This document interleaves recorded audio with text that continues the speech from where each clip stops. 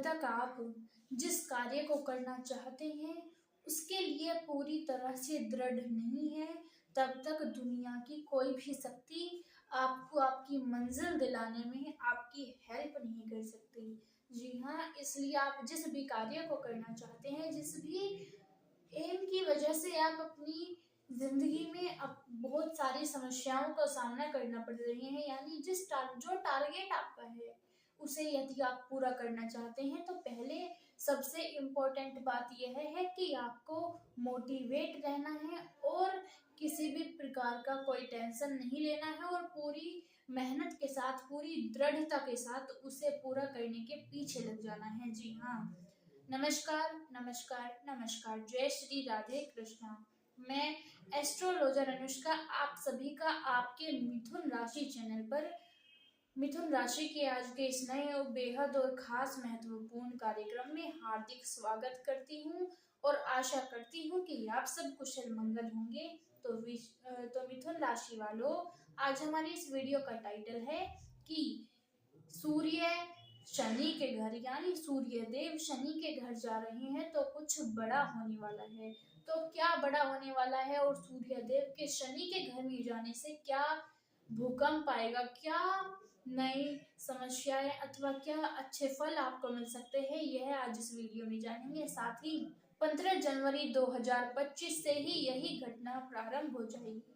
तो समय को ज्यादा बर्बाद न करते हुए वीडियो की शुरुआत करते हैं, लेकिन एक छोटी सी इंफॉर्मेशन आपको दे दें कि यदि आप अपनी खुद की जन्म कुंडली का विश्लेषण कराना चाहते हैं तो इस व्हाट्सएप नंबर पर मैसेज कीजिएगा 84 33 43 15 79 और आपसे हाथ जोड़कर रिक्वेस्ट है कि इस व्हाट्सएप नंबर पर केवल व्हाट्सएप पर मैसेज ही कीजिएगा, कॉल आपका रिसीव नहीं किया जाएगा। और यदि आप 30 मिनट तक का कंसल्टेशन करना चाहते हैं तो उसके लिए जो चार्ज है वो 1100 रुपीज है, और यदि आप 60 मिनट तक का कंसल्टेशन करना चाहते हैं तो उसके लिए चार्ज 2100 रुपीज है।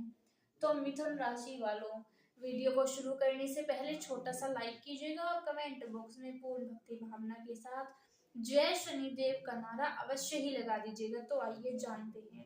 सबसे पहले मिथुन राशि वालों, हो क्या रहा है 15 जनवरी 2025 को, क्या होने जा रहा है आखिरकार। तो 15 जनवरी 2025 को सिंह राशि के स्वामी कौन, सूर्य देव अपना राशि परिवर्तन करने जा रहे हैं। और किस राशि में जा रही हैं, सूर्य देव जा रही हैं मकर राशि में। और मकर राशि के जो स्वामी हैं वो कौन है, शनि। और देखिएगा, ध्यान करिएगा कि जो सूर्य है और जो शनि है वो आपस में शत्रुवत संबंध रखते हैं, यानी सूर्य और शनि एक दूसरे के शत्रु हैं, यानी सूर्य अपनी शत्रु की राशि में जा रहा है। तो इसका क्या इफेक्ट देखने को मिलेगा, आइए चर्चा करते हैं। सबसे पहले यह है मिथुन राशि की वर्तमान कुंडली। तो देखिए मिथुन राशि वालों, सूर्यदेव आपके सप्तम भाव में बैठे हुए हैं और सप्तम भाव में सूर्य देव के बैठने से आपके लिए टाइम बहुत अच्छा होगा। लेकिन जैसे ही सूर्य देव आपकी कुंडली के अष्टम भाव में जाएंगे तो क्या देखने को होगा, क्या देखने को मिलेगा, क्या बदलाव होगा, आइए चर्चा करते हैं। तो मिथुन राशि वालों, यह है अष्टम भाव। अष्टम भाव में क्या होता है, अष्टम भाव जो है वो ऐसा होता है कि हमारी जो मायका होता है उसके लिए यह कार्य करता है, यानी कारक जो है मायके का वो इसमें आ जाता है। साथ ही अचानक से जीरो बन जाना या जीरो से हीरो बन जाना या हीरो से जीरो बन जाना, यह भी इस भाव में आ जाता है। यानी अचानक से हमारे साथ कुछ दुर्घटना हो जाना या कुछ बड़ा लाभ मिल जाना या बड़ी हानि हो जाना इसी हाउस में आती है। तो आइए चर्चा करते हैं। यह घर जो है केस मुकदमे का भी होता है, यानी कुछ कुछ आपके सारे जो बुरे बुरे जो लाइफ हम बुरी बुरी जो घटनाएं हमारी लाइफ में होती हैं वो इसमें होती है, हानि इसमें आ जाती है। साथ ही लड़ाई झगड़े का घर भी यही होता है। तो आपको बता दें कि जब सूर्य देव यहाँ आएंगे तो सूर्य देव किस राशि के स्वामी है, 5वीं राशि के स्वामी। और यह क्या है, तीसरा घर। और तीसरे घर में क्या होता है, हमारी माता के साथ किस प्रकार का हमारा संबंध होता है, भाई बहन का घर कैसा, भाई बहन का घर भी तीसरा माना जाता है। यानी सूर्य देव की वजह से अब आपके जो पारिवारिक संबंध अच्छे चल रहे थे, तो 3 लोगों के साथ आपके पारिवारिक संबंध खराब चल सकते हैं। कौन-कौन? सबसे पहले आपके पिताजी ही हैं, क्योंकि सूर्य और शनि आपस में शत्रु हैं, जबकि सूर्य पिता है तो शनि पुत्र हैं। तो इस वजह से इन दोनों के बीच में बहुत पुरानी और बहुत कड़ी वाली दुश्मनी है। इस प्रकार आपके आपके पिता के साथ या आपकी आपके पुत्र के साथ किसी भी प्रकार की छोटी-मोटी कोई बहस हो सकती है। साथ ही सूर्य देव जो हैं वो 5वें नंबर की राशि के स्वामी हैं, या जो कि आपका तीसरा भाव है। तो तीसरा भाव होता है छोटे भाई-बहनों का। तो यानी भाई-बहन के साथ भी आपके जो रिश्ते नाते हैं वो थोड़े कच्चे हो सकते हैं। हो सकता है आपके भाई बहन आपको आपके कार्य में सपोर्ट ना करे, आपको जिस चीज की जरूरत है वो आपको न दे।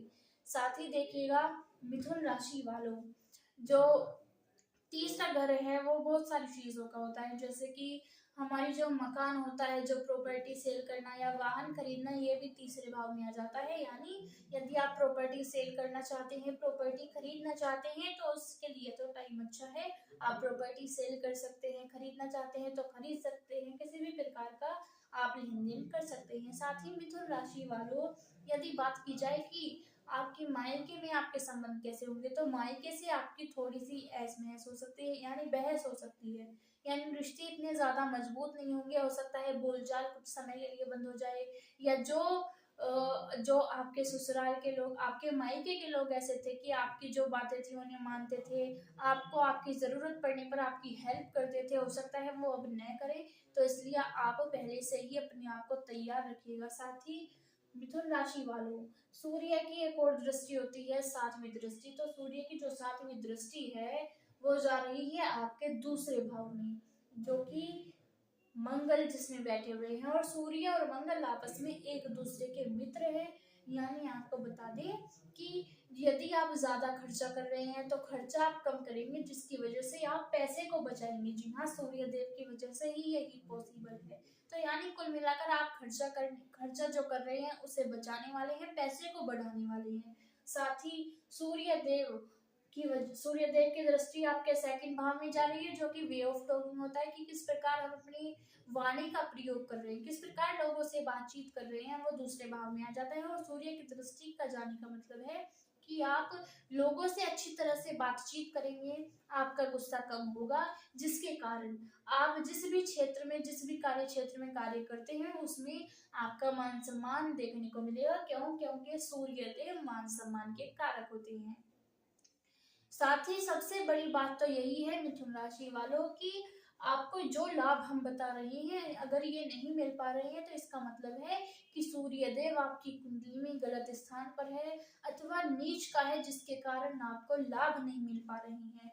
तो यह बात आपको सिर्फ आपकी कुंडली से ही पता चलता है, क्योंकि हमारे जीवन में जो घटनाएं होती हैं वो वही होती हैं जो हमारी कुंडली में लिखा गया है। ये जो बताया जा रहा है ये आपकी कुंडली नहीं है, क्योंकि जो मिथुन राशि है उसके केवल आप इकले ही नहीं बल्कि करोड़ों लाखों जातक हैं। तो यह उन सभी की कुंडली है। यदि आप अपनी खुद की पर्सनल अपनी जन्म कुंडली दिखवाना चाहते हैं तो आप इस व्हाट्सएप नंबर पर मैसेज ही कीजिएगा। साथ ही आपको बता दें कि मिथुन राशि वालों, यानी अब वाणी में मिठास आएगी, जिसके कारण मान सम्मान बढ़ता हुआ नजर आएगा। साथ ही मिथुन राशि के जातक जो किसी भी सरकारी नौकरी की तैयारी करते हैं तो उनके लिए टाइम बहुत अच्छा रहेगा। सरकारी नौकरी आपको मिलकर ही रहेगी। आप जितनी मेहनत कर रहे हैं उनका फल आपको मिलेगा ही। हो सकता है इस टाइम पर आपको लग रहा हो कि आप इतनी मेहनत कर रहे हैं बेकार जा रही है, कुछ फल नहीं मिल रहा है, आपके लोग मजाक बना रहे हैं कि आप इतना पढ़ते हैं फिर भी आपके मार्क्स नहीं आ पा रहे हैं, फिर भी आपका सपना पूरा नहीं हो पा रहा है। तो आपको बता दें मेहनत का फल जरूर मिलता है। मेहनत रंग अवश्य ही लाती है। हो सकता है आपकी मेहनत में थोड़ी सी देर हो जाए, मतलब मेहनत में नहीं, फल मिलने में थोड़ी सी देर हो जाए, तो यह तो पॉसिबल है, लेकिन ऐसा नहीं है कि आपको फल मिलेगा नहीं, यह तो इम्पॉसिबल है। यानी आप सिर्फ मेहनत कीजिए, फल की चिंता बिल्कुल भी मत कीजिए, फल अपने टाइम पर आपको मिल ही जाएगा। अब नहीं मिल रहा है तो इसका मतलब यह है कि यदि आपको इस टाइम पर आपके कर्मों के फल मिल जाते तो आपके लिए टाइम अच्छा नहीं होता, इसलिए जो भी होता है अच्छे के लिए ही होता है।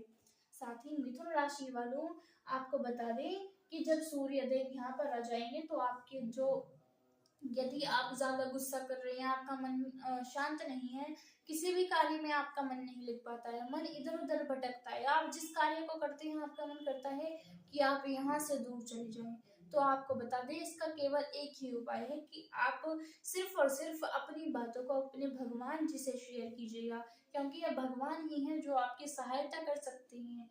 और भगवान भी उन्हीं की सहायता करते हैं जो अपनी सहायता स्वयं करते हैं। इसलिए पहले खुद अपनी हेल्प कीजिए, तभी भगवान आपका साथ देंगे। तो इसलिए जो भी समस्याएं आपके सामने हैं आप उन्हें खुद सुलझाने का प्रयास कीजिए। साथ ही मिथुन राशि वालों, यदि बात की जाए कि कर्ज के लिए टाइम कैसा है, यानी आपने कर्जा लिया हुआ है तो क्या आप कर्जा उतार पाएंगे, यदि आपके मन में भी यह प्रश्न है तो आपको बता दें कि कर्जा उतारने में अभी आपको बहुत अच्छा टाइम है, यानी कर्जा आप उतार पाएंगे। क्यों? क्योंकि गुरु की 7वीं दृष्टि आपके कर्जे वाले हाउस में ही जा रही है, जो कि यह बात बताता है कि आप कर्जा चुका पाएंगे, क्योंकि गुरु सबसे ज्यादा अच्छे ग्रह हैं। और जब गुरु की दृष्टि किसी भी, चाहे बुरा घर हो या अच्छा घर हो, तो उस घर के सारे परिणाम पॉजिटिव हो जाते हैं और बहुत जल्द मिलने लगते हैं। इसलिए आपको कर्जे में भी कमी देखने को मिलेगी, यानी आप कर्जा आसानी से चुका पाएंगे। क्यों?